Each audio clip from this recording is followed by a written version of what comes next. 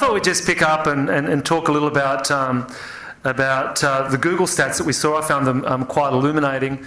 14% of the overall market booking online. Simon, does that tally with what you're seeing? Thank you. Sorry, the microphones are on the desk. No, it's not. Certainly the amount of people who are researching online is, we're definitely seeing a similar amount of growth, but I think the booking stat certainly isn't reflecting on in our numbers.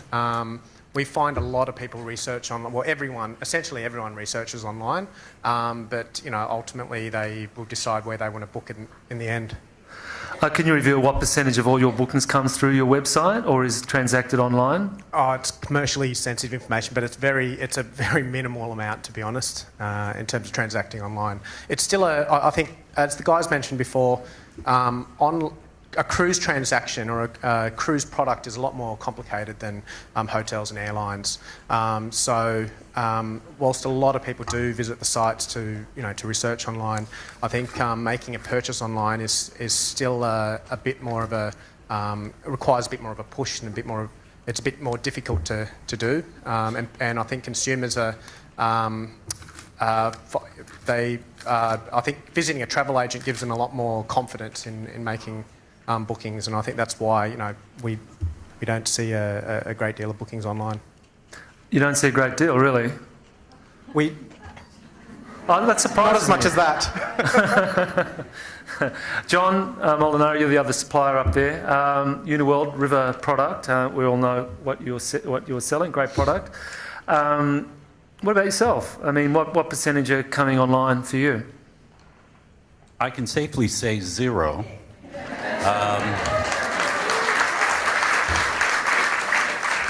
Not for the reasons that you're applauding, but we actually we use Google for what Simon mentioned, and that is for search. We do not have capabilities, so everything virtually is coming through you and coming through the call center. What we use, the search, is to get people to our website to research and then look at what we have to offer. The pricing is there, all of that. Then they come to you, and what they are doing, again, to Simon's point, is they're researching, and they're researching heavily, especially with the demographics that we're going to, that we're appealing to nowadays. They are researching, and we're going to simple search terms to get them to the website, to get them in your office. Okay, now that is, dare I say it, an old-fashioned way of going about it. 0 online sales. Is that the sustainable approach? For our brand and our demographics right now, we think, because what we sell is what we view as a consultative sale.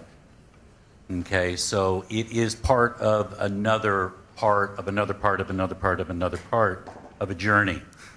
And even the 8-day programs to the 29-day programs, it is all part of.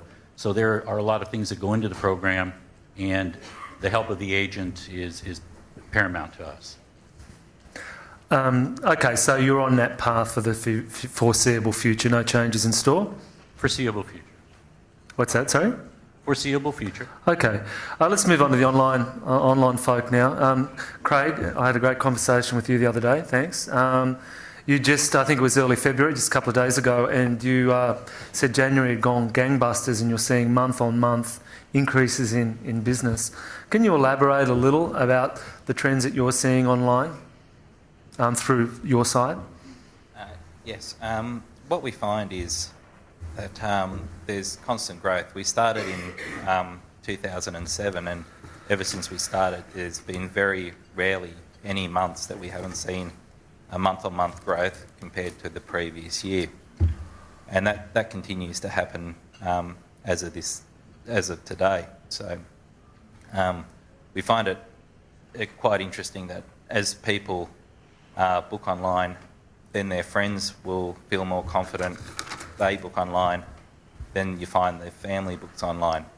So we're seeing this trend occur more and more, and and it's going to continue, I believe. So what sort of month-on-month growth in broad terms are you seeing in your business? Plus or minus 10%? Well, January this year was up about 12% compared to January last year. So it was a substantial amount of bookings. And there's been a significant change in some significant changes in the online landscape over the past 12 months as well. That's had an impact on the way you market. We'll get to that later. So quite a respectable result. Carnival was up, I think, 17% year on year for the same month. Yeah, we've had some challenges in marketing because Carnival brought in their new policy where we cannot use their trademarked terms like P&O Cruises, the ship names, the brand names. So what the whole online industry has done, it's become a lot more competitive in the online marketing space and a lot more expensive. So I think most of the online travel agents have expanded their marketing diversity to try and continue to pull in new clients into our websites.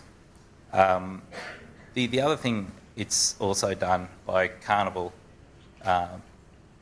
banning us using those terms, it makes it harder for new online travel agents to enter the market. So it's sort of creating a safety net for us, I believe. Yeah, those with established sites. And we'll get on to a couple of changes that you have, a couple of announcements I guess you have a little bit later in terms of new product.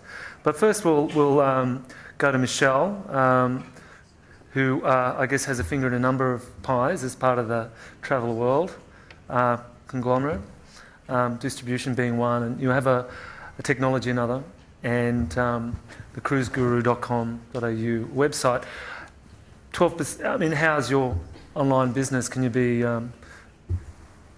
incisive? Can you be specific with your commentary? Much big, 20% more than last year, or?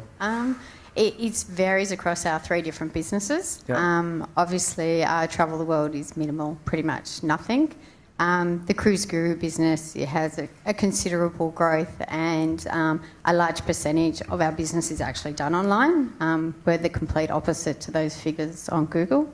And some of the partnerships through Cruise Guru as well is even significantly higher percentage of bookings done online. So we've seen considerable growth, but we're seeing the trends, like Craig said, that it's increasing, that more and more people are willing to purchase online. And it's not just the low-yielding product they're willing to purchase online, they will purchase World Cruises online with a credit card and pay for the whole thing and confirm it online. And what we're seeing is probably the more experienced travellers that will do that, and it's not necessarily people that have cruised before. A lot of people that are new to cruising, which is really what we're targeting and what we're after, is people that have never cruised before will actually purchase online if they're an experienced traveller. Now, you've taken and tailored the RevelX distribution platform for the Australian market, which I believe gives you the ability to offer live or close to live inventory.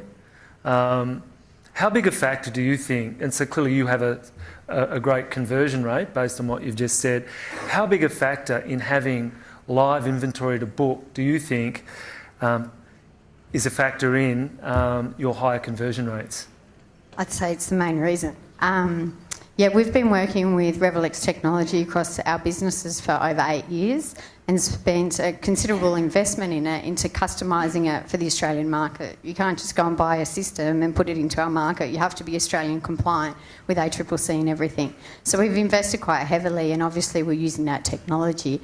And we have the ability that people can search online, they can choose their cabin number online, and they can pay for it and get their confirmation within a minute in their inbox. Yeah, it's like having a phone call, right? And every someone's screaming, close the sale, right? So the whole thing's done, and it's a really easy process to do. So that's a unique aspect about Cruise Guru, is that we only feature cruise lines on there that have live connectivity, live APIs, and you can actually book your whole booking across the site. And it's really the technology of RevelX, which we call Cruise Choice in this market, that enables people to do that.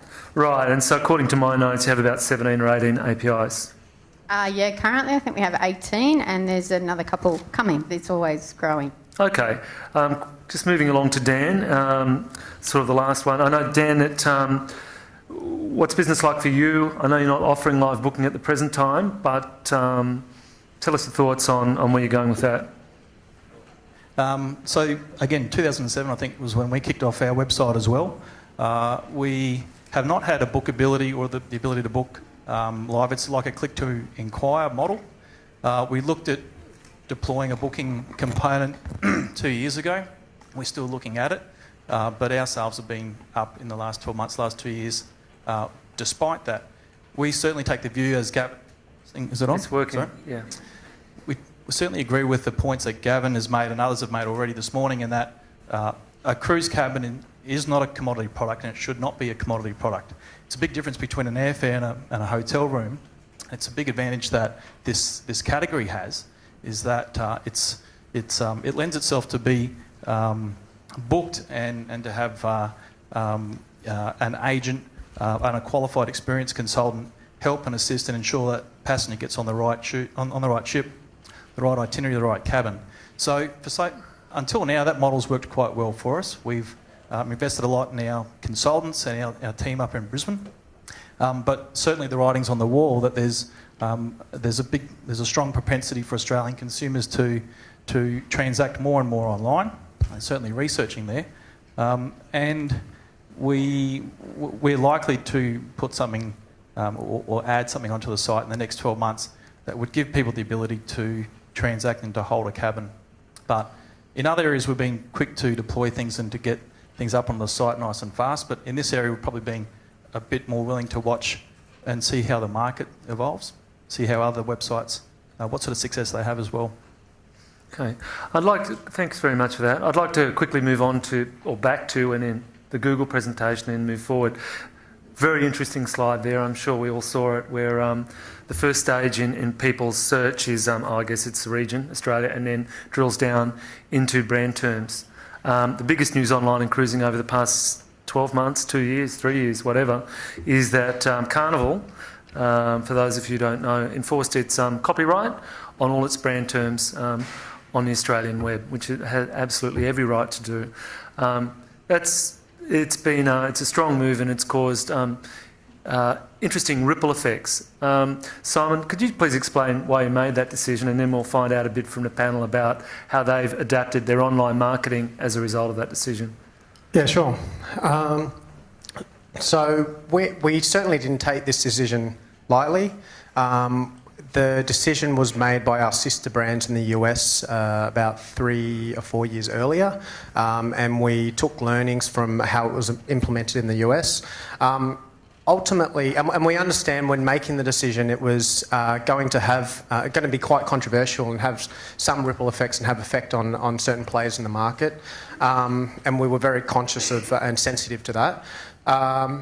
Ultimately, it came down to where our business. So we are a multi-channel business, and we believe that all channels, we need to exist in all channels that the customer wants to research and book in. And in the online channel, it was becoming more and more apparent, which is the similar view that they had in the US, was that that people searching for brand terms wanted to know about the brand. And I mean, I guess that's Google's proposition, right? It's about relevance. So when you're searching for something on Google, ultimately you want to find what you're looking for, and the decision to enforce the copyright on the AdWords was essentially about eliminating consumer confusion, so that people typing in a brand term would ultimately get to the site that they, get to the information that they wanted to find out about the particular cruise or the ship. Some people did paint it as said that it had a secondary motive, which was to drive increased business, direct business to Carnival and through your websites. What do you say to that? Yeah, I can understand that, and I'd be lying if I said that it didn't kind of benefit in that area. But I mean, that certainly wasn't the main motive. The investment that we would normally have put into bidding on our own brand terms. I guess ultimately we invest a lot in the licenses and the trademarks and the copyrights of all our brands that we own, and we invest a lot in developing the brands that we own. whether it be through marketing or through just licensing rights to the big brands that we have, and the decision's also about protecting those interests as well, because we invest so much in these copyrights and licenses for our brands, we were paying exorbitant amounts to bid on our own terms that we own, and so that was another writing factor that drove that decision. Okay. It's had ramifications, as I alluded to. Craig, when I spoke with you the other day, I mean, we're talking about AdWords here. Your main AdWords bidding strategy was to bid on brand terms. You're really ozcruising.com.au, no two ways about it, mass cruising site. Carnival and Royal Caribbean are really the two products that you're looking to sell. Suddenly, and most of your money is going in online, in virtually all of it, if not all of it, and most of that, in turn, is search marketing. Your business must have, your traffic at least, must have taken quite a bit of hit. After that, what were the ramifications for you? Initially, we actually removed the Carnival brands a little bit earlier than what we had to. The ramifications that we've seen is we've seen a decrease in the amount of marketing we're spending. This has increased, I guess, greater profitability for us. We're still finding that our sales are increasing. One of the reasons I believe this is occurring is Google put out some information a few months ago that stated that when someone goes to book travel online, they just don't go to one site. They'll go up to, I think it was 11 sites. So just because you're not receiving the traffic from the Google, from the Carnival keywords, doesn't mean you're not getting a lot of that traffic anyway. So it hasn't ultimately affected us. It's probably benefited us because we were an existing brand, and as you saw in the Google statistics, our brand actually came up in there. So for people that have just started their website or just initially built their website, they may have found that more difficult to cop than what we did. You made an interesting point, Michelle. Look, I should just add that before we conclude this, you're actually relaunching Ozcruising, your main website, in mid-March to make it more SEO/Google friendly, get higher rankings, and also have bought another URL, cruises.com.au, which are also launching around the same time. So, yeah, just on that, one of the things that most of the online travel agents seem to have done in reaction to this decision by Carnival is to diversify. I think for a long time we were quite happy in our own little, selling our own little couple of brands, and now we've realised that can change overnight. Yeah, the online sites have had to become real marketers, in other words. Yeah, that's interesting. Because search dominates, doesn't it? But Michelle, you were trying to break in several years ago, and you opted not to go with search as your launch strategy. You opted to exploit Facebook. Is that still a major tool for you? Yeah, definitely. Well, could you also explain what you did and tell us what you're doing now on Facebook? Yeah, Cruise Guru I'm talking about Cruise Guru now, it's only 2 years old. And when we launched Cruise Guru, it actually launched the site in January. However, we did a pre-launch and launched on Facebook 2 to 3 months earlier. And the whole philosophy behind Cruise Guru was actually to offer cruise to people that weren't being offered cruise into new databases and new areas. So what we did is we launched on Facebook and created a community really on Facebook and got some really good followers and brand ambassadors on Facebook before we even launched the business, before we made one booking. So we're now up to about 70,000 followers for Cruise Guru, and for us now it's not about getting more people to follow us and like us, it's actually about to engage the community. Their engagement still shocks me sometimes with some of the posts we put up, but they're very vocal and they actually keep the conversations going. So Facebook is a major strategy for us, and we were never going to go out and try to build the brand through SEM and fight Craig sitting beside me and his investment in SEM. So really we put our energy to Facebook, and it's paid off for us because now we have such a large following for a single online agency. And I think because our message is about booking online, it relates well into Facebook. And I always get asked by people how we've been so successful on Facebook, and I think it's what we did in those first 3 and 4 months, and it's the content that we put on. We're constantly putting content on, we're constantly engaging those brand ambassadors, and we've used Facebook to the best ability we can through the different things that Facebook offers you to do. The one thing I'd say to everyone is go and learn about the targeted marketing on Facebook, because it just can be so targeted that you can really get people that haven't cruised before or that have cruised before, depending on your strategy, and get the right people following you. So you're talking about both using the page and also buying ads? Yeah, Facebook marketing, the ads on Facebook, definitely. Yeah, it's been very, very strong for us in terms of building our community. What about selling cabins, sorry? So we don't ever, it's very rarely that we would sell on Facebook in terms of a post I'm talking about. It's all about community engagement and information for them. What we have done on Facebook is that on Facebook you can create another page, which is like we've made it as a cruise specials page. So when people see the posts on their newsreel, they don't actually see it. But if you actually go to the Facebook page, there's a cruise tabs. And on there we put specials up there and update them. So people know if they want to go to specials, they can go to that. And yes, we do get considerable amount of bookings through Facebook as well, but it's not from posts. Okay. Simon, I've just got a press release in front of me here that says you've got 250,000 Facebook fans as of we're September. nothing compared to them. You're on 70,000, aren't you, thereabouts? That means you get the like. You were on 250 in September, and it says you're gunning for 500,000 Facebook fans sometime in 2014. When do you think, are we there yet?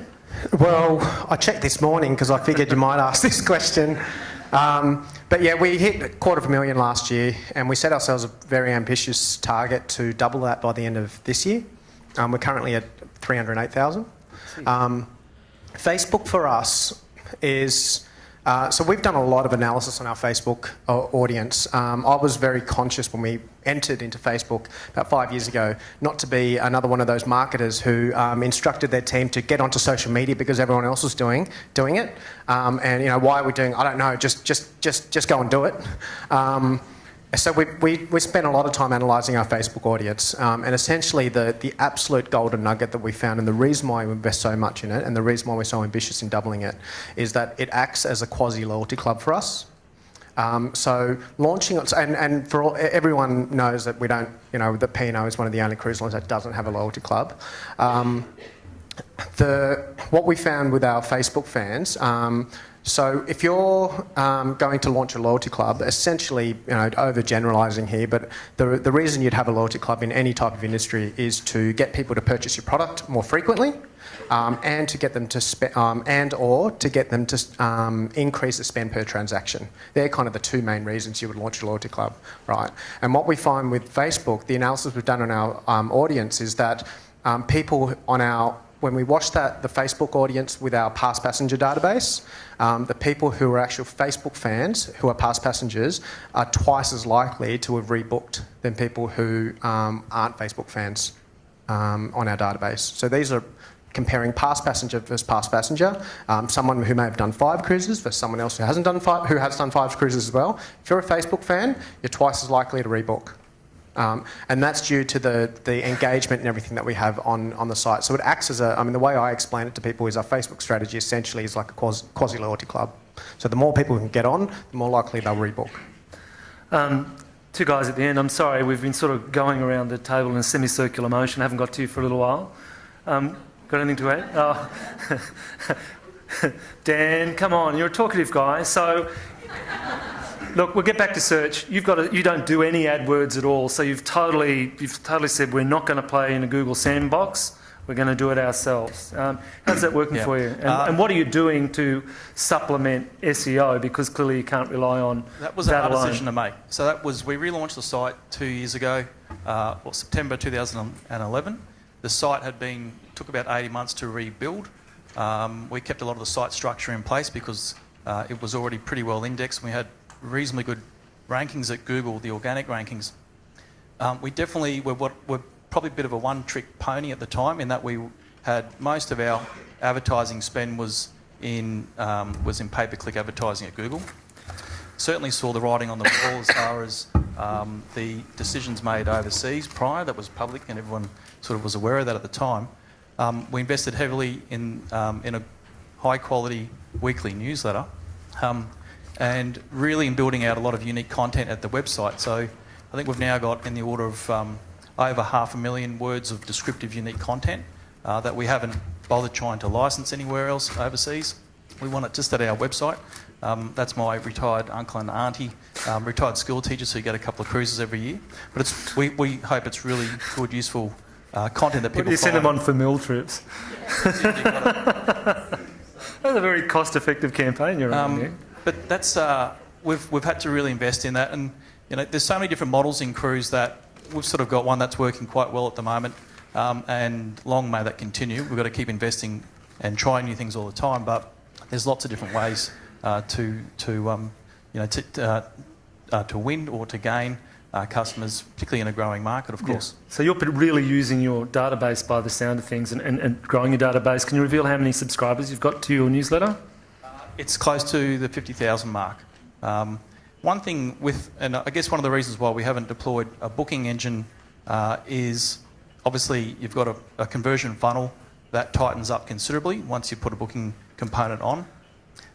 We have a fairly loose funnel and conversion flow at the website, but it means that we're able to really grow our newsletter database by letting a lot of people come through and make that soft click to inquire, which is currently there. But we absolutely want to be growing that database. It's no different to any online business or offline for that matter. You want to grow your database that you can talk to and engage with. And you have a big, you're part of quite a large travel retail business as well, right? So you're able to use the call centre support, I guess, provided. Sorry, you're talking about the broader business? I'm talking about the broader business. You're one part of a bigger business, correct? Well, for us, cruise will be 80 to 90% of our business now. Well, the cruise cabin is the starting point for probably 80 or 90% of our business. We used to sell a lot of Queensland Island holidays, and that business, even the Lizard Island and Dunk Island holidays, was progressively getting more commoditised, and they were very aggressive going direct. And we had to shift gears, and that's when we moved into the cruise space in 2007. But we knew we had to innovate and do things very different if we wanted to have something compelling for users in Australia. I just want to finish off with a look at traditional media. It's something that we've ignored. Now, John, I mean, I believe you're a tennis fan, and is that correct? No, not really. No? Really? Someone told me you're a former tennis coach, but of course I'm being a little facetious here and you know where it's all heading. How did you feel sitting down at the Australian, and with your glass of beer or your wine or your water or whatever, sitting down and watch the Australian Open as one of a purveyor of luxury cruise holidays to be bombarded incessantly with the unforgettable APT campaign? It must have been a little frustrating for you. Were they a sponsor? Come on, I think the campaign was unforgettable and you've forgotten it. But I think, seriously, what it does for the segment, because there are a number of river cruise operators in our segment that are quite involved in terms of budgeting and what they do electronically and sponsorships and all that, where we have a completely different agenda. And so our agenda means we operate very efficiently. And to be efficient, we then have to look at ways that are good for us, which is really no different than your businesses. So what we do with Facebook, when we launched Facebook, we thought, okay, well, let's just wait for the crickets. Boom, it was up, it was running. Our people, our passengers, people that were looking for us wanted to communicate, wanted to get online, wanted to share their experiences. Facebook has been dynamite for us. Been very, very good. We're very happy with what we're doing on Facebook. You got 4,000 members, is that right? Well, our site is global. We have over 100,000. And for a company our size, over 100,000 is quite good. The number you were was when we were Australia-centric, it was just over 4,000 to 5,000, and that was within the first year. And so sorry, just to clarify, you're doing no traditional marketing? We do some traditional marketing. We will work with our partners out in the field. But to no do some- print, no TV. No, we again, our agenda here is much different. The ships are filled globally, not in Australia, so we have less of a need to do that. And we choose to go other routes. We're very close to editors and journalists who put together some very good content that goes online, goes in traditional media and magazines. We do pieces for you that you put into local papers. So we get to traditional media that way. Otherwise, we're very much editorial content focused, and what we do on social media is growing daily with what we do.